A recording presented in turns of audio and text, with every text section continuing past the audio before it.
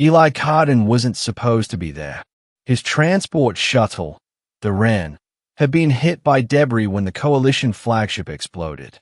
Systems failed, fuel leaked into vacuum, and life support fell to half.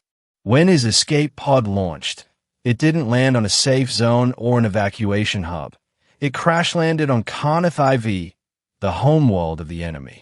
He wasn't a soldier, nor a hero. He fixed reactors. He patched conduits. He spent his life tightening bolts in dim corridors where nobody cared if you lived or died, so long as the engines kept humming. When he woke on that black sand, stars smudged behind the gas clouds, his first thought wasn't survival. It was disbelief. "You've got to be kidding me," he muttered, clutching the emergency beacon that no longer blinked. "Carnith IV. Perfect." His suit AI chirped, oxygen at 64%. "Suggestion: find shelter immediately." He walked, limping through the wasteland of glass dunes and jagged towers that looked half organic, half machined. The Carnithi didn't build cities. They grew them, structures pulsing faintly with bioelectric light, spires coated in a living resin that responded to movement. And as he walked, something watched him. Deep beneath the planet's surface, in a hive large enough to house an ocean liner, Queen Exwarethra stared. Her psychic link pulsed with pain. The brood had been slaughtered. Her generals were gone. The sky above her world burned, and all she could sense was betrayal and death. Her claws, each the length of a human arm, scraped against the obsidian throne. Her wings twitched with electrical fury. The brood's empathic network, the web that connected every drone, every warrior, every larva, was screaming. "Humans!" Her voice was both audible and mental, vibrating through the hive's walls. "They took my sons. They burned my children." Her remaining attendants quivered, bowing low, too terrified to look up. "Bring me the intruder," she hissed. But there was no intruder yet, not until a faint signal echoed through the hive's lower vents. A human life form, wandering, lost.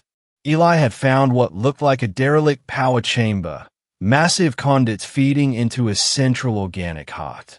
The place vibrated with a low hum, and strange biolights pulsed like veins. He was exhausted, hungry, and utterly out of options. "Guess this'll do," he sighed, dropping his pack. He began fiddling with a damaged coolant valve, his instincts taking over. What kept his fear at bay? He didn't notice the temperature drop. He didn't hear the claws clicking across the stone. He only looked up when the shadows moved and saw her, the alien queen. Her size was overwhelming, nearly 4 meters tall, her chitin glistening with iridescent light. Her crown of horns radiated faint energy, her eyes twin pools of burning violet. She could have torn him apart before he blinked. Yet she paused. Her mind brushed against his. A human? Hey! Eli froze, hands raised. I didn't mean to, trespass. The word rippled through her telepathic link like a whisper from another universe. Her mandibles parted slightly in something that could almost be amusement, or disbelief. "You speak, without fear," she hissed aloud. "Oh, I'm terrified," Eli replied, his voice shaking. "Just trying to be polite while you decide whether to vaporize me or not." The queen's gaze pierced him. Inside her mind, emotions battled. Hatred, grief, confusion. Her psychic field reached toward him, tasting his thoughts. No weapon, no armor, no malice. Only exhaustion and strange compassion. For reasons she didn't understand, she didn't kill him. Instead, she ordered him confined in a small biocell. He expected torture. Instead, she came every cycle, watching him through the transparent membrane. Sometimes she questioned him about humanity, its wars, its machines, its emotions. Other times, she said nothing at all. Eli began fixing things in his cell. Her drone's damaged tools, cracked conduits, flickering light nodes. At first, she thought it was pointless human busy work. But slowly, parts of the hive began working again. When one of her drones malfunctioned, he asked permission to repair it. She allowed it, curious. Within hours, the drone was operational, and even emitted a low harmonic hum, a sound of comfort in the hive. "You heal what you did not break," Xyrethra observed one evening. He shrugged. "Guess fixing things is just what I do, even when they're not mine." Something stirred in her chest, a flicker of the empathy her species had lost after centuries of conquest. But peace was fragile. When the next wave of human warships entered the system, the hive went into full defense mode.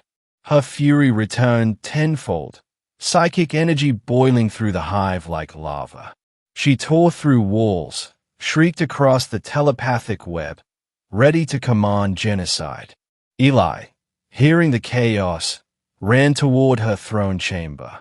He found her standing at the edge of the psychic altar, wings spread, surrounded by glowing larvae and trembling drones. Her aura was a storm of hatred, grief, and pain so intense it was nearly visible. "Don't do it," he shouted. She turned, her voice shaking the walls. "They destroyed my kind. They deserve extinction." "They didn't destroy all of them," Eli said softly. "You're still here. You can build again. But if you destroy them, what's left of you?" Her eyes burned brighter. "What do you know of loss, human?" He stepped closer, despite the heat of a psychic rage. "I've lost two. Friends. Family. Home. Everyone has. That's what makes us alive. Not the hate. The hurt."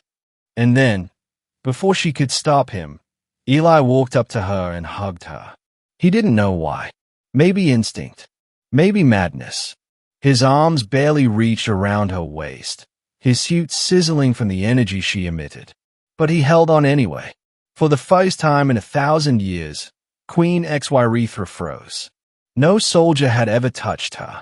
No being had dared come that close. And yet here was a fragile human, trembling, heart racing, embracing her like a lost friend. The storm in her mind broke. The hive fell silent. The drone stopped moving. Even the psychic static faded, replaced by something ancient and fragile, peace. Her claws, sharp enough to split steel, hovered at his back, then slowly, gently, rested there. "You are strange," she whispered. Eli smiled weakly. "Yeah, humans tend to be." The human fleet withdrew days later. Sensors showed no further aggression from the Carnathy. Instead of war, an encrypted transmission arrived at Coalition Command, a signal of parley, signed with the Queen's insignia.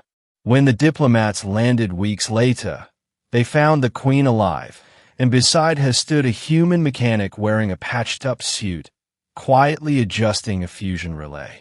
Peace talks began. The galaxy shifted. Some whispered legends of the man who hugged the Queen, calling it myth. Others said it was proof that emotion, not power, was the strongest force in the universe. As for Eli and Xyrethra, they often stood on the cliffs overlooking the black seas of Carnathy, watching the twin suns rise. "What now?" Eli asked one morning. The Queen tilted her head, wings catching the dawn. "Now, we build." He nodded. "Together." She glanced at him, this strange, fragile being who had taught her the meaning of gentleness. "Yes," she said softly. "Together." And somewhere across the stars, for the first time in countless ages, the universe itself seemed to exhale.